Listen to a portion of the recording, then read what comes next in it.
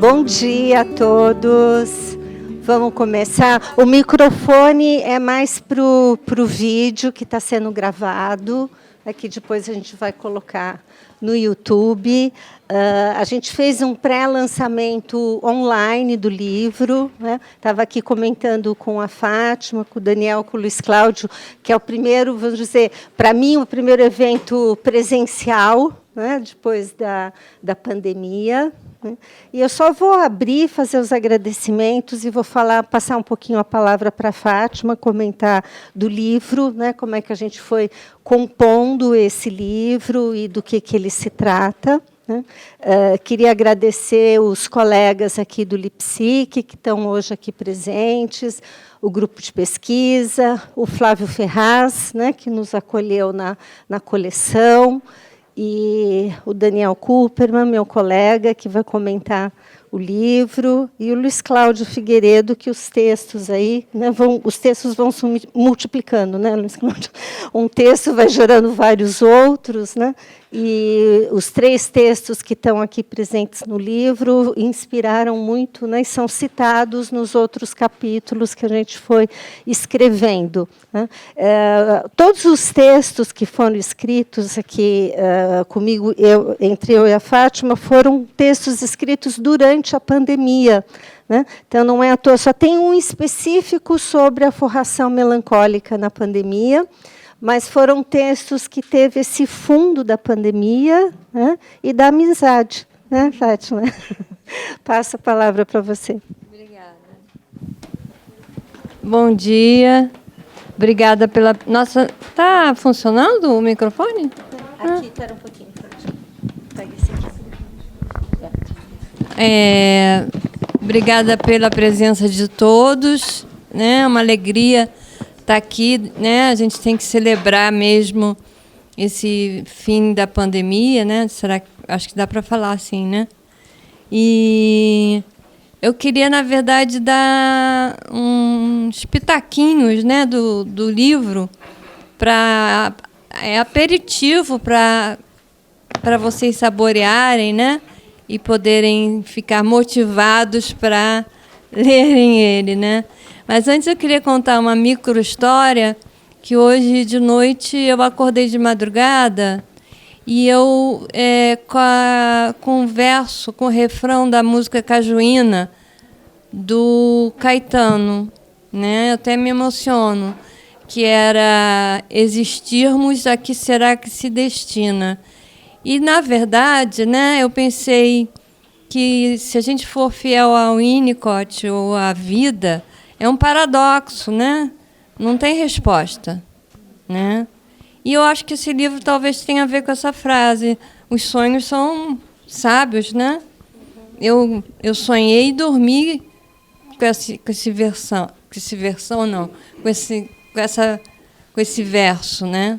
E fiquei pensando na história de vida e morte que envolve essa música. E eu acho que o livro fala disso. Então, eu vou ler um pouquinho trechos do livro para vocês e depois eu passo a palavra para o nosso comentador, que eu agradeço muito a presença. Esse livro foi escrito no meu pós-doutorado com a Marina Ribeiro, minha amiga também, Então é um livro cheio de eros, de ligação, como eu aprendi lá no texto do Luiz Cláudio,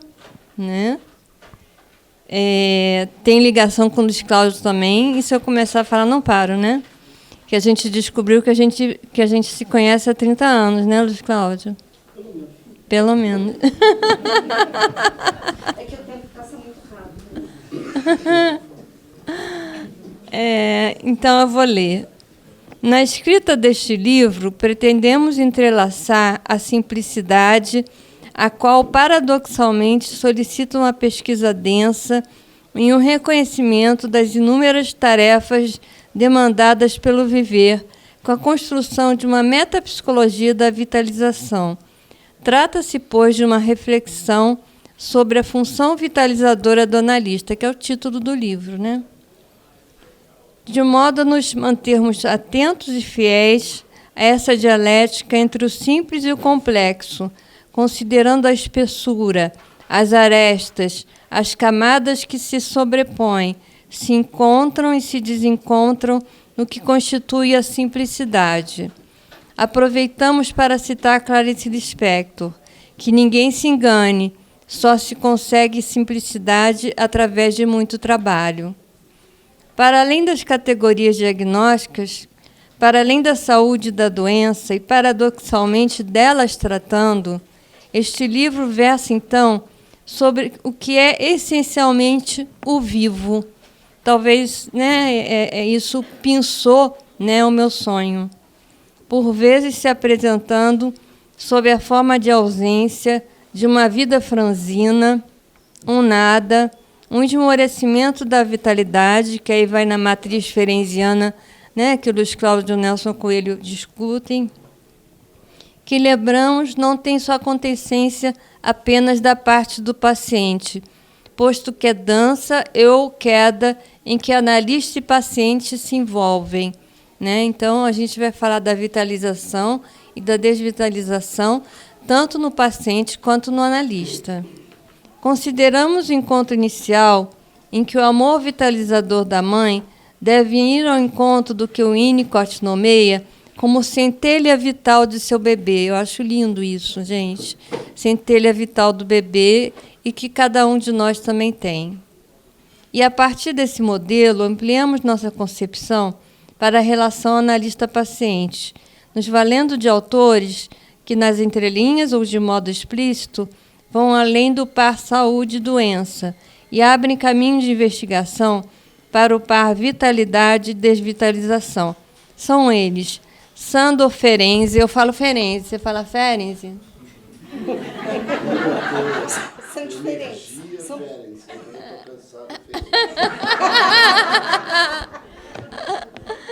Então eu vou tirar minhas dúvidas todas aqui hoje, de pronúncia. O Winnicott eu já sei falar. Thomas Ogden também, Luiz Cláudio Figueiredo também. Agora, o Christoph Bolas, é bolas ou é bolas, afinal? Sugiro uma votação. Anne Alvares ou Anne Alvarez? E Daiane Elise, eu acho que é isso, né? Eu espero. Pensamos também na função vitalizadora do analista em tempos de pandemia como algo fundamental, que um dos artigos é bem focado na questão da pandemia. Ressaltamos as palavras de Figueiredo, que, como a Marina falou, inspirou muito, né? Me inspira há 30 anos, né? Ele deve estar cansado de tanto me inspirar e de inspirar toda uma geração de alunos e estudiosos dele, né? Ressaltamos as palavras de Figueiredo quando nos adverte de que a revitalização, aí cito ele, não se confunde com procedimentos tonificadores, algo que se pareça com uma injeção de ânimo. Trata-se, isso sim, de escutar e responder empaticamente às mais incipientes manifestações de vida psíquica, que ainda subsistem sepultadas debaixo das partes mortas ou entorpecidas da vida psíquica. Fecho aspas. Ampliamos a perspectiva acima, enfatizando a necessidade da função vitalizadora do analista, tanto em relação aos severamente retraídos, mas ainda aos menos adoecidos, como algo próprio do encontro analítico. Então, né, o foco desse livro, né, e o foco do meu pós-doutorado com a Marina é pensar a vitalização como própria do encontro analítico. Uma espécie particular de vínculo amoroso é demandado em nossa clínica, que também inclui vendavais e até fúrias, excluindo dessa forma qualquer possibilidade equivocada de sentimentalismo. Então, quando a gente fala vitalização e amor, né, exclui o sentimentalismo. Estamos falando da sempre presente ambivalência, que sustenta a capacidade de cuidar, de modo a nos deixarmos afetar e afetando alcançando o paciente e sendo alcançado por ele, né? Eu acho que uma coisa fundamental na clínica, né, é alcançar o paciente, né, e deixar que ele nos alcance também. Eu falo muito né também, gente. Eu sempre aviso. Tudo bem? Será então possível vincular esse amor que navega entre turbulências e ternuras à função vitalizadora do analista e ainda remetê-lo à semelhança do amor materno no que este tem de enlaçamento e coreografia entre os corpos, como tão bem descreve Daiane Elise, que eu aprendi com Luiz Cláudio Figueiredo, aqui presente, autora presente nestas páginas, nos auxiliando a propor a expressão sedução suficientemente boa, né? Uma coisa que a gente construiu, Marina e eu juntas, a partir do texto do Luiz Cláudio. Assim como a mãe, o analista se oferece em muitas maneiras de amar, errando com palavras que rasgam, a gente erra e erra muito, mas também ofertando palavras acalanto. Sim, com amor que comporta o ódio, que não é puro sentimentalismo. Também emprestando somente corpo, precisa estar vivo, vitalizado, um contato do vivo para o vivo no paciente. Pouco se diz da voz do analista, mas é por ela que tocamos quem nos escuta, que envia palavras, que emite sinais, que se propõe a despertar o que se mantém sonolento para a vida. A mãe e o analista tocam o corpo do bebê e do analisando com suas palavras, com dedos acústicos. Esses dedos acústicos eu acho lindo, mas eu não sei de onde eu peguei. Estou que nem o Winnicott, né, que pegava as coisas e não sabia de onde. Desenham um mapa da vitalização. Mas a palavra sem a voz, sem o melodiar sensível de quem se comunica com empatia e capacidade para se colocar no lugar do outro, as palavras desamarradas de um vigoroso circuito de afetos conduzem quem as recebem a uma aridez e deserto sem promessa de fertilidade. Esse melodiar sensível que veicula uma clínica do sensível, isso eu acho que eu devo a você, né, Daniel? Tem um livro também. Tem um...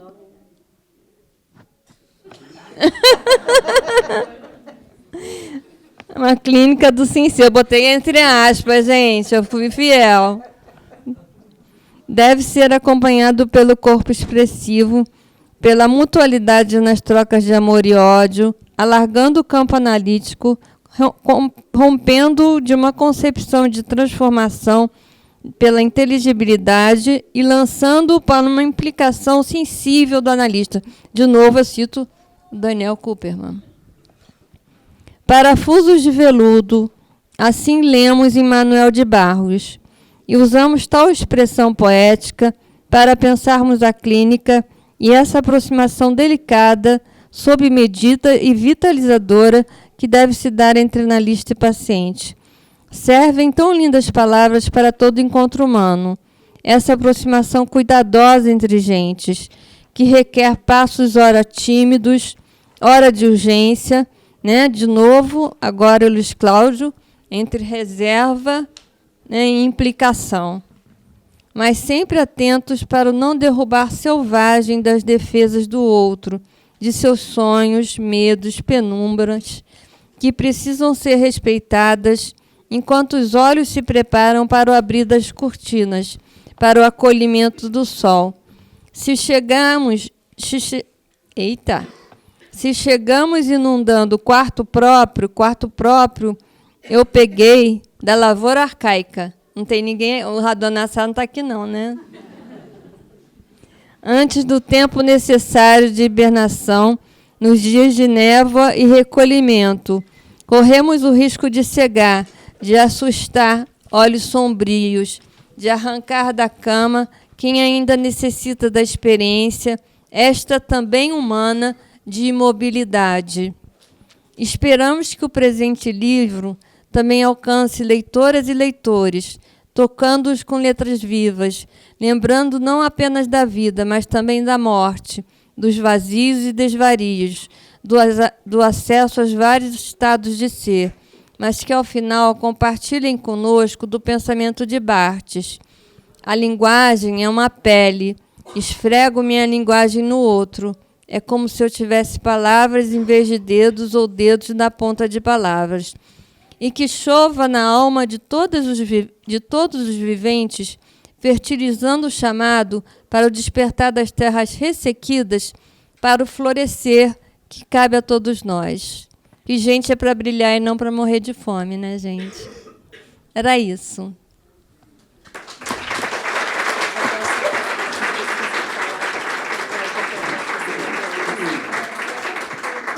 E quero um agradecimento especial à Cláudia Perrota, que também participou do livro no Pós-Fácil e nos acompanhou nos textos também. Muito obrigada, Cláudia. Agora eu passo a palavra para o Daniel.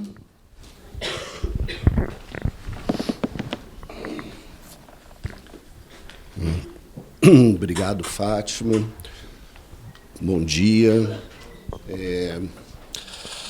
Bom, para mim é um prazer enorme estar aqui hoje, celebrando a publicação desse livro, né, um livro tão relevante.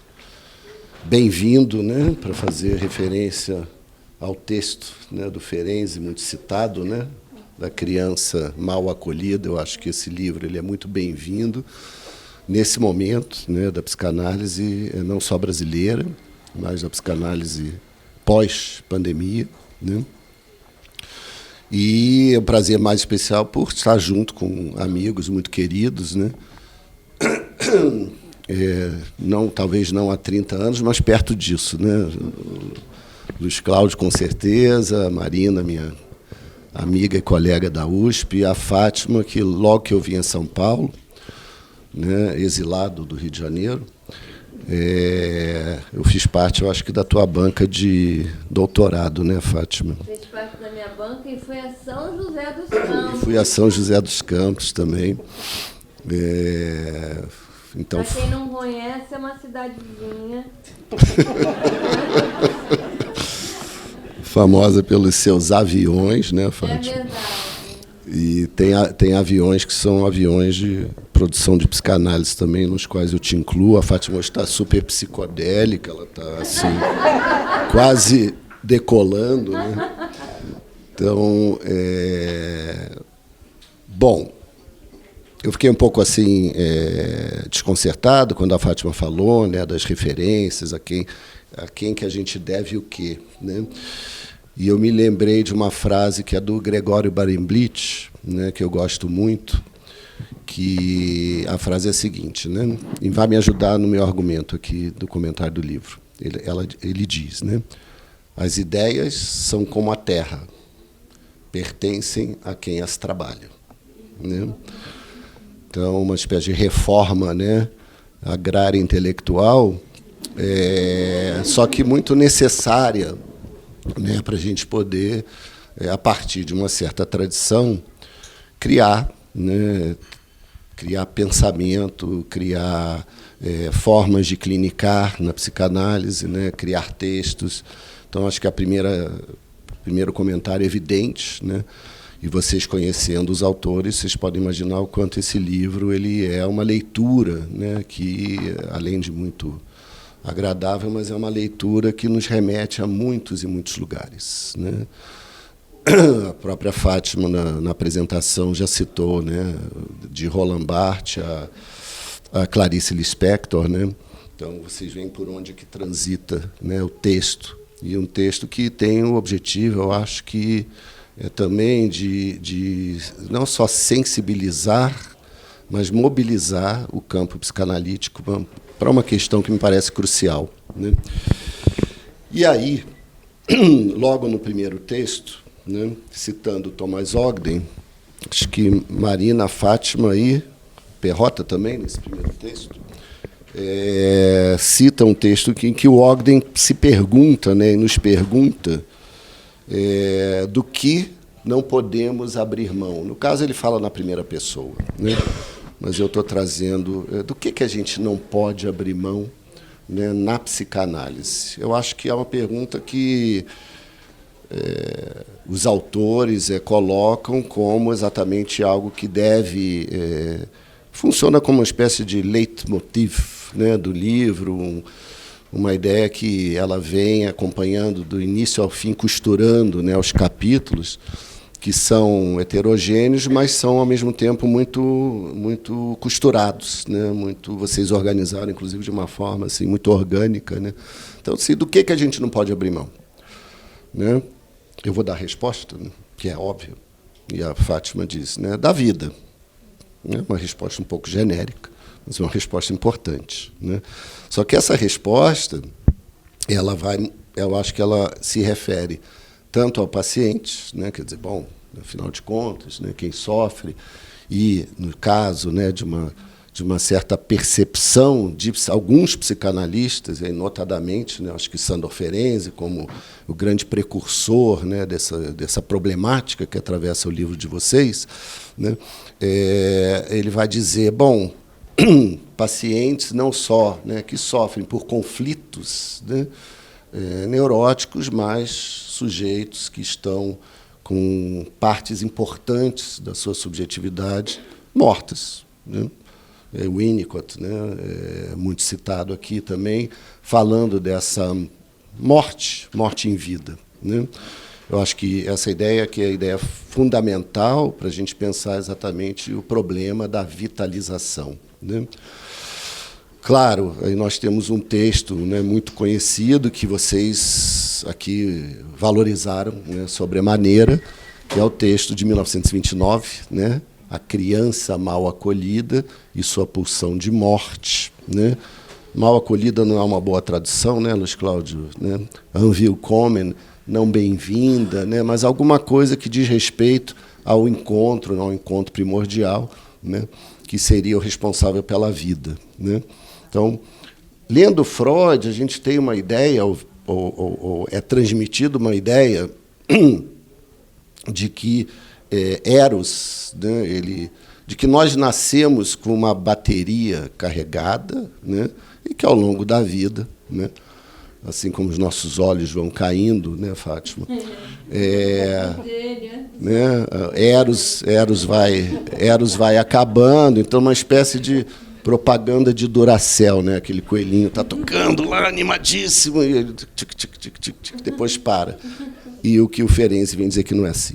Né? É que essa recarga, né, ela é fundamental, né, ela se deve a uma erotização, né, primordial, seja da mãe ou substituto, né? Só que o mais importante é que ela é uma espécie de destino, né, desse ser mortal que somos nós, recarregá-la, né, ao longo de toda a vida. Né? E que a função da clínica psicanalítica, então, não é um problema de conflitos apenas, né, conflitos sexuais, conflitos intrapsíquicos, né, mas é uma questão de vida ou morte. Muito bonito, né, isso. Vocês fazem render muito, né, essas ideias iniciais e mostram toda uma filiação do campo psicanalítico que passa, né, por, né, Balint, Bion, Winnicott, né, chega em Alvarez, né, Elise, Thomas Ogden. Quer dizer, é um passeio muito belo e com bons encontros, né, com bons pensadores. E, bom, então, dito isso, né, não vou terminar agora não, né? Mas o primeiro comentário é: leiam o livro, né? Vejam o filme, E de onde vêm as ideias, então, né? E de onde vem a vida? A Fátima, ela cita um caso, é o primeiro caso que ela cita, porque tem isso também, né? O livro vai se alternando entre experiências clínicas, né, teorização a partir das experiências clínicas, entremeadas pela lucidez, né, de pensamento expositiva do Luiz Cláudio, né, que vai organizando a coisa também de uma maneira assim, com textos que são mais teóricos, né. Então, mas num caso clínico, que é o primeiro que a Fátima cita, que é o Tomás, eu não vou entrar no caso clínico, leiam o livro, mas ela, uma hora, vira para o Tomás e diz assim, super politicamente não correto. Né? Como é que é? Fátima, lê aqui. Ô, mulher. Para com isso, mulher. Para com isso, mulher. O Tomás naquela sofrência repetitiva, né? E a Fátima vira, né, por circunstâncias, né, que vocês vão acompanhar. Para com isso, mulher. E isso surpreende, né, ela própria, surpreende o paciente, volta em sessões seguintes e abre todo um campo, né, para uma série de coisas. Bom, lendo isso, eu lembrei de uma personagem, então vamos voltar, né, no tempo, né, não é 29, com Ferenczi, né, vamos voltar alguns séculos, e a Fátima me lembrou a Balbó. Né? A Balbó é a primeira curandeira, né, psicanalista ou qualquer coisa parecida, né, da mitologia, enfim, né, helênica, e é a história em que Deméter está vagando, né, pela terra depois de dias, 7 dias e 7 noites sem dormir, sem comer, né, muito, muito triste, né, e ela chega porque a filha Perséfone amada foi raptada, né, por Hades, e aí ela chega nos arredores de Eleusis, e a Balbó então lhe oferece um prato de sopa, né? E ela se recusa a comer porque ela está muito triste. Balbó é uma graia. Graia é uma velha, né? Só que as graias elas são primas, né, das górgonas. A medusa é uma górgona, né? A medusa é aquela que nós olhamos para a medusa e ficamos paralisados, né, como pedra. Analisada por Freud, por Ferenczi, né, como uma espécie de figura da castração e da angústia. Né? A angústia é um elemento central, né, na teorização freudiana. Só que a questão, né, da vitalização passa também por outros afetos, né, que se constroem no encontro analista analisando. A Balbó ali, vendo que a Deméter não quer comer, né, aí tem duas versões, né, uma versão homérica, uma versão, né, iâmbica. Numa, ela levanta a saia, mostra o sexo de uma mulher e faz caretas com o sexo. Né? E a Deméter ri e aceita se alimentar. Numa outra versão, ela faz esse gesto, né, obsceno e ainda profere palavras obscenas. Né? Daí veio o termo versos iâmbicos, né, que são versos, né, entre o erótico e o obsceno.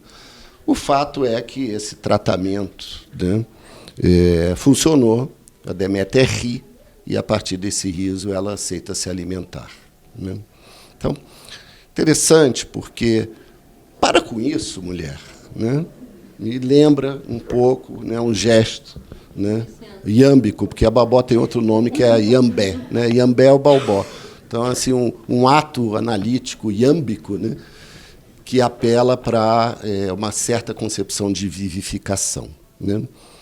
Vejam, o que está em jogo aqui, me parece? Aí entra um elemento que eu acho que metapsicologicamente é muito central, né, que é a questão, né, Freud abre essa questão, se eu não me engano, em 1917, né, 16, 17, luto e melancolia. Né?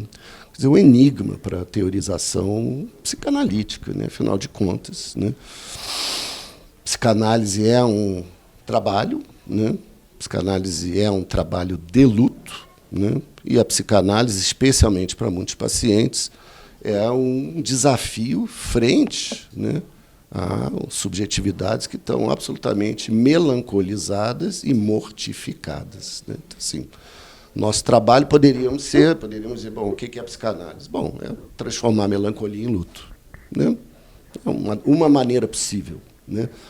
Tirar o sujeito de uma mortificação, né, e permitir com que ele crie, a partir dessa morte, né, o que vocês chamaram, né, e citando muito Luiz Cláudio e Nelson Coelho, né, outro amigo querido, né, vivificação, né, vitalização, né, reexistência.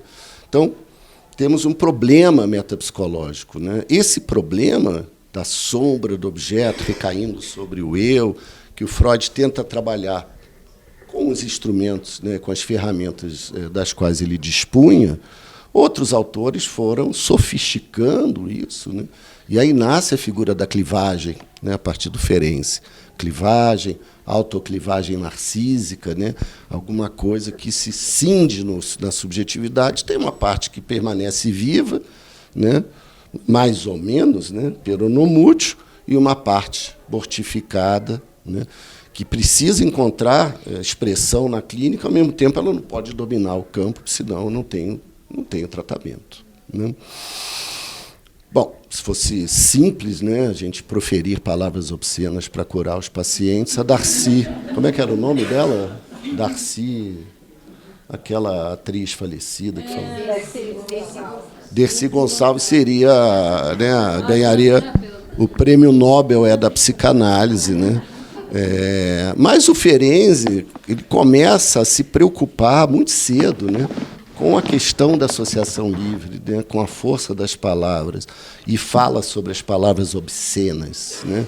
Ou seja, aí também entra uma questão importante, que é o que é a associação livre, ou seja, de que circulação da palavra nós estamos falando quando falamos em psicanálise, né? Fale tudo o que tiver à cabeça, sem censura. É um bom início, diria que é um bom começo de história, né?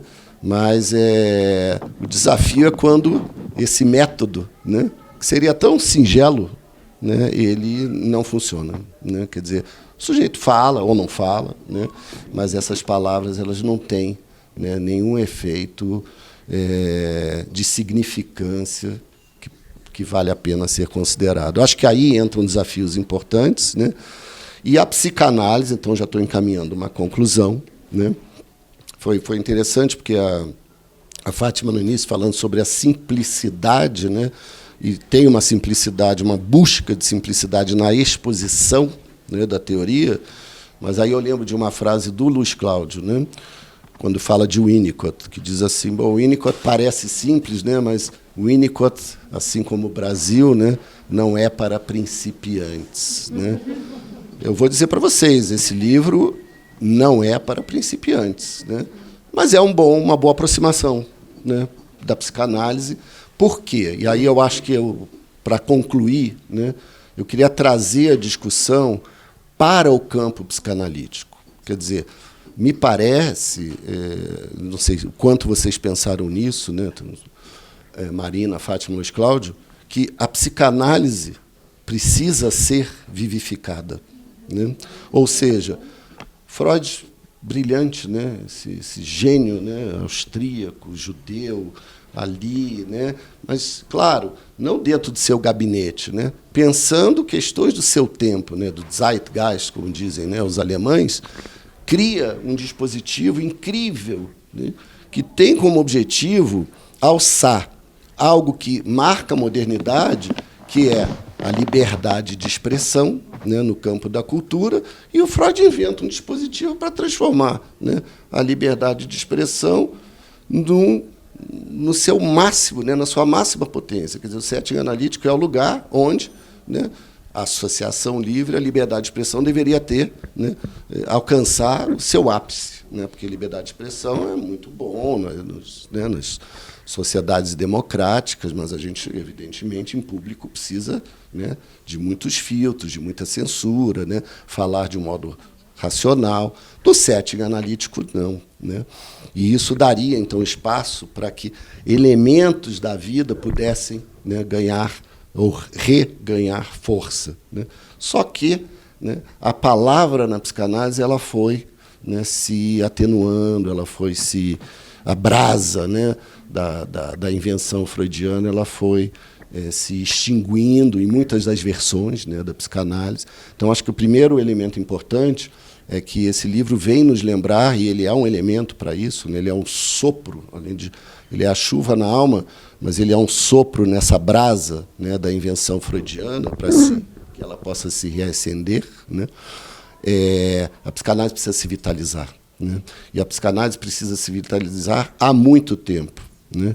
E eu gostaria de dizer para vocês que eu acho que o Brasil, hoje, né, é um centro de produção de psicanálise, de pensamento psicanalítico, extremamente vitalizante, né? A gente tem visto isso, com o Grupo Brasileiro de Pesquisas Sandoferense, no contato com, né, uma comunidade internacional que fica muito surpresa, né, com certas associações que nós nos permitimos fazer, né. Então, esse é o primeiro ponto. E o segundo e último ponto, né, para concluir, o psicanalista, né, nessa clínica apresentada por nós 3, né, autores, nós estamos convocados para uma tarefa dificílima, né?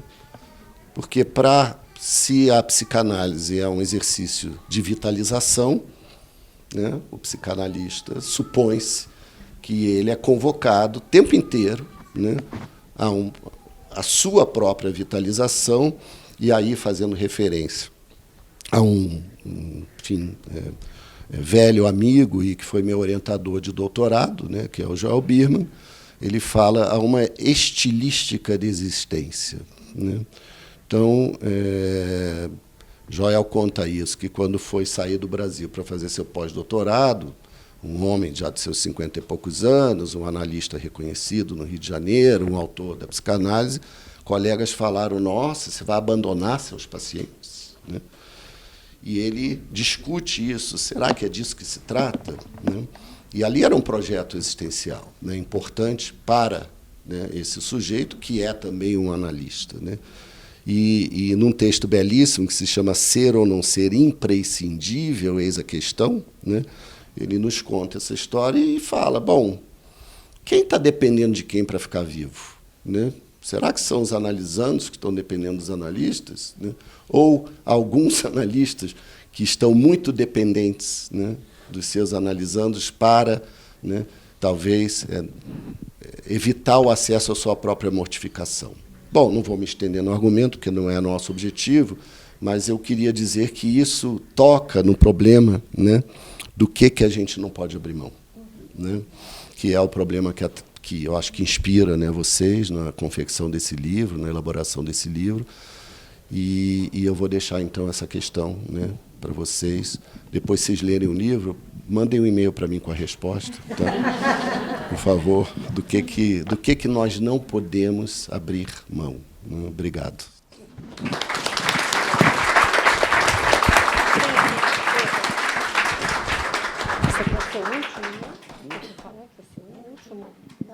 Tá bom. O Luiz Cláudio pediu para ser o último, né?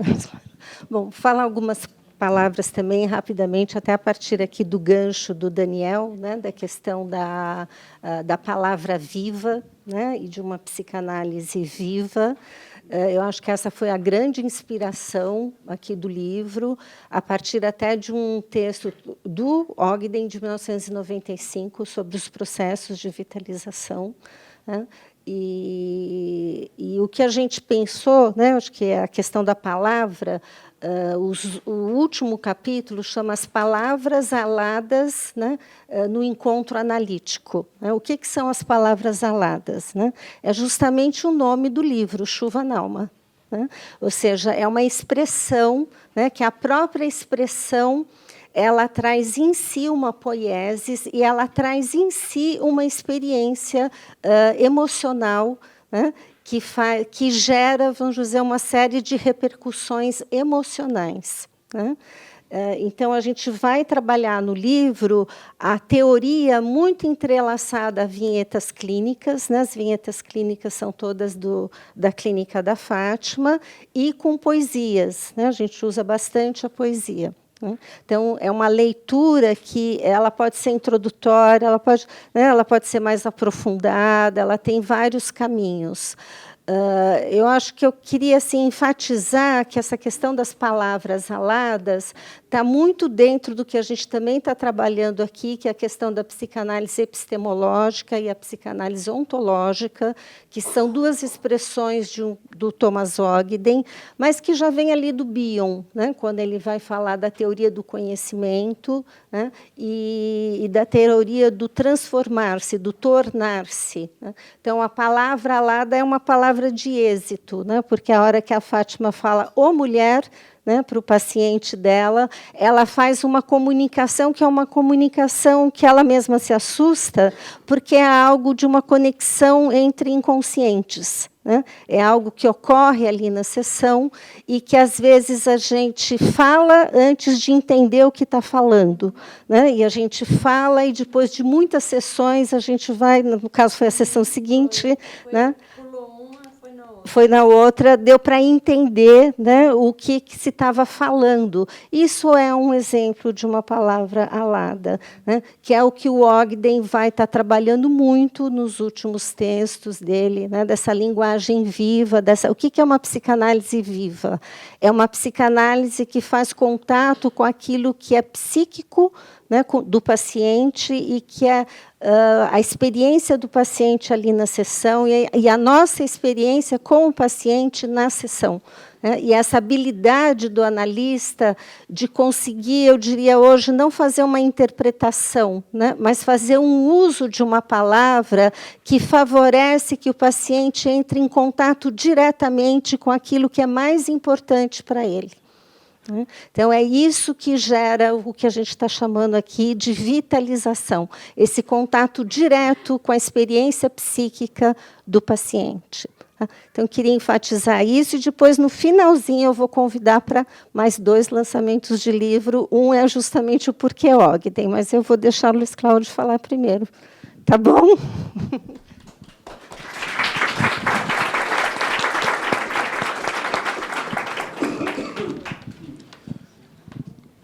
Bom dia. Eu pedi para ser o último a falar, porque, na verdade, eu estou nesse livro apenas por conta de um convite da Marina e da Fátima.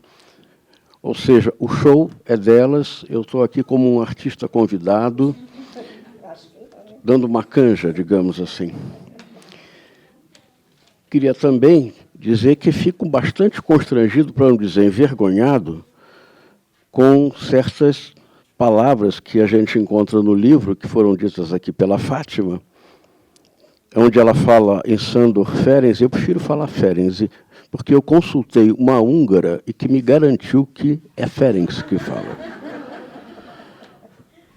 Então, eu sou colocado ao lado de Sándor Ferenczi, Donald Winnicott, Thomas Ogden, e aí entra Luiz Cláudio Figueiredo e Christopher Bolas.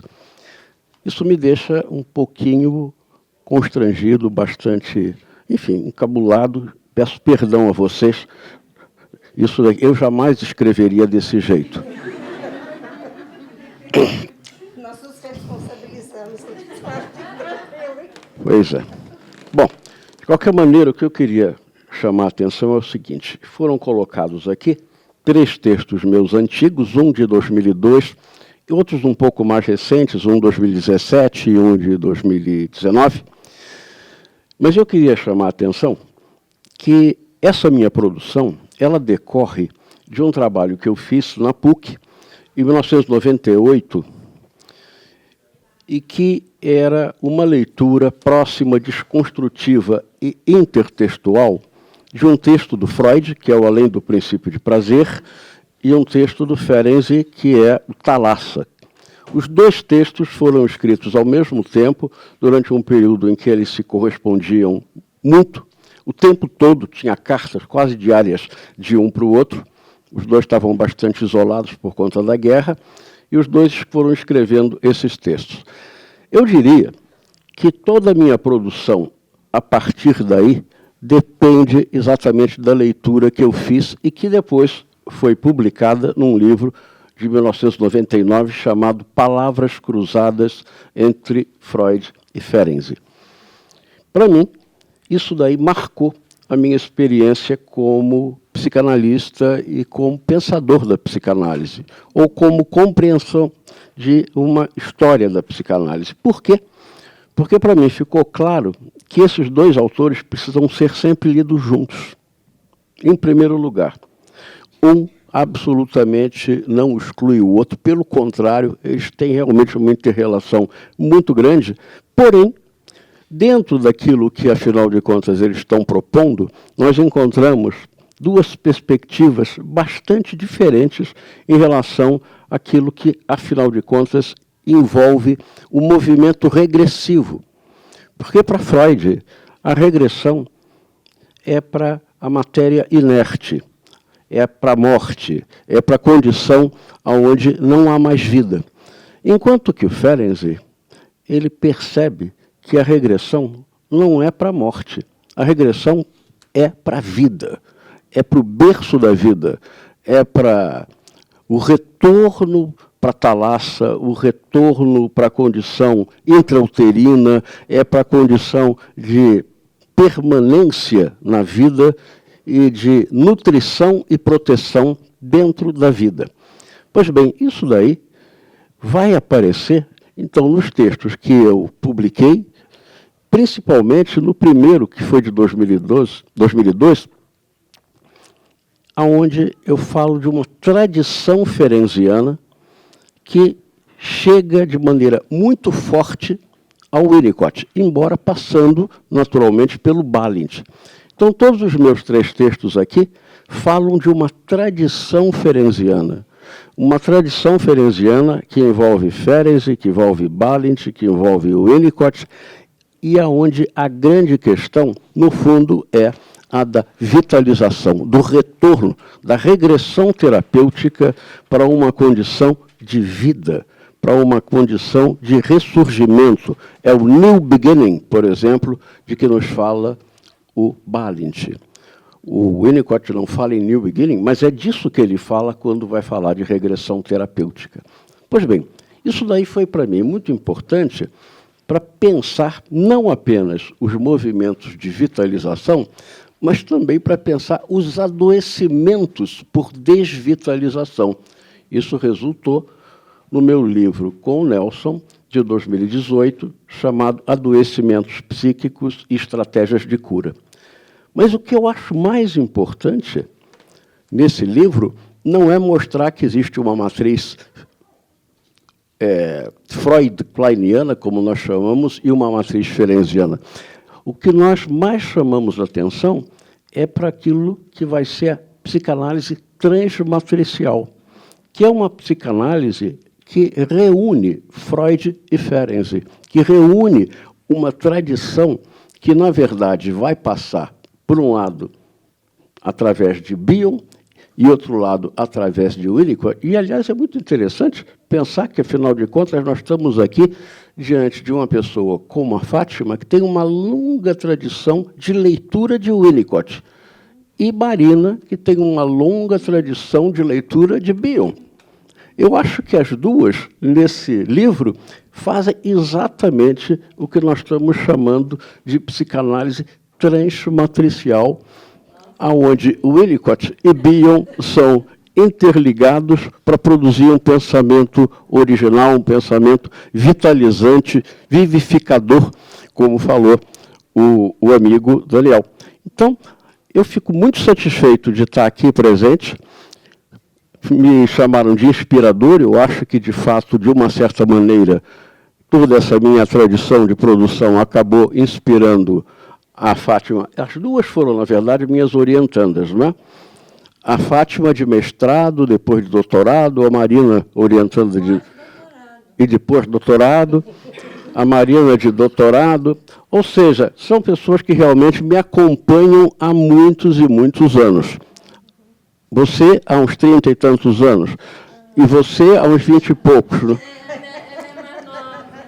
É uma coisa realmente extraordinária. Então, são pessoas que me conhecem, que foram acompanhando, que foram aproveitando e que produziram e me chamaram, então, para ser artista convidado nesse livro. Eu aceitei, muito satisfeito, muito honrado, e eu não queria falar muito mais do que isso. O que eu acho é que realmente é um livro que vai, digamos, representar uma coisa importante dentro da produção psicanalítica brasileira. E também queria agradecer muito a presença do Daniel, porque, como nós sabemos, primeiro, o Daniel é um grande amigo meu há muitos anos, veio do Rio, nós somos cariocas, e ele veio... Você também carioca, mas você é uma carioca um pouco diferente, né? Eu não sou carioca da Gema. Você não é carioca da Gema. Mas eu e o Daniel somos... E ele veio muito ligado a mim, pertence a um grupo clínico que até hoje funciona muito bem, também há 30 e tantos anos, Então, gostaria muito de agradecer ao Daniel pelo comentário dele e por ele representar aqui dentro, de fato, essa tradição ferenciana, que eu acho que é fundamental para pensar a psicanálise hoje em dia. Muito obrigado.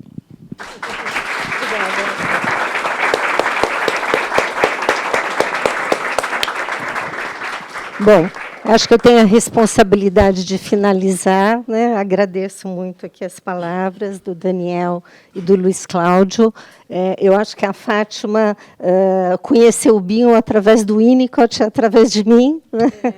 E o Bion está muito aqui nas entrelinhas, né? Principalmente a questão da linguagem, né? Como eu tinha falado, e trazendo aqui, só reforçando um pouco para a gente finalizar, eu acho que a gente usou algumas, acho que até uma relação fértil aqui, né, acho que muito, uma relação de muitos anos, né? A Fátima não tem 5 anos, né, que a gente se conhece, né, mais recente. 5 anos que valem por 30. Eu acho que a pandemia, né, aproximou muito, a gente trabalhou muito na pandemia, né? Todos os textos foram escritos nesses 2 anos, 20 e 21. Né? Então, queria só destacar algumas expressões que aparecem no texto, que é justamente a função vitalizadora do analista, que essa era a proposta do projeto de pesquisa, né?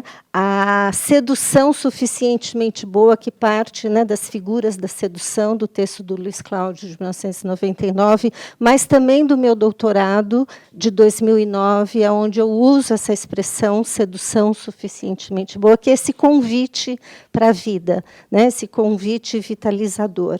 E de uma psicanálise viva, como o Daniel falou, no sentido de que a gente tem que reinventar a psicanálise a cada paciente, né? Isso é do Ogden, mas antes dele é do Bion, né? Vamos dizer, a proposta inicial dessa ideia é o Ogden, leitor de Bion, tá? Que é o capítulo que está no livro Por que Ogden?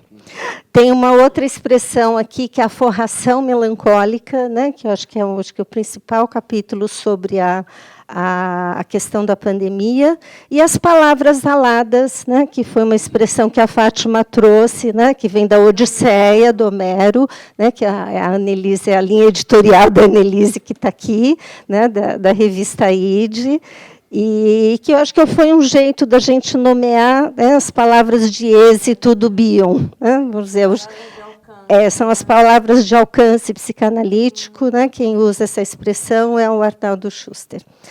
Então, é isso. A gente queria agradecer muito. Deixa eu fazer a propaganda, então, dos livros. O Porquê Ogden, tá? Que sai em final de agosto.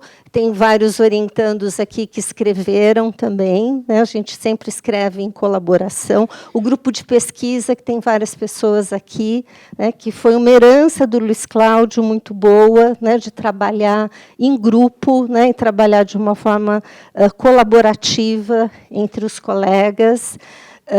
E a gente vai ter também esse livro, Vastas Emoções e Pensamentos Imperfeitos, que são diálogos bionianos. Esse, provavelmente, final de setembro, início de outubro, que foi o evento que a gente fez ano passado, né, que tem também capítulos, tem um capítulo do Luiz Cláudio, do Elias, do Arnaldo Schuster, do Cazorla, meu, de Elisa, a organizadora Elisa Sintra, que está aqui conosco, né, ela que organizou junto comigo o evento, e o livro a gente vai fazer lá na PUC, o lançamento. Tá? Acho que é isso, né, Fátima? Acho que é melhor você finalizar. Não sei como finalizar. Queria agradecer a presença de todos, né, essa escuta que vocês tiveram, né, e eu acho que é isso, né, e viva a vida, né, gente?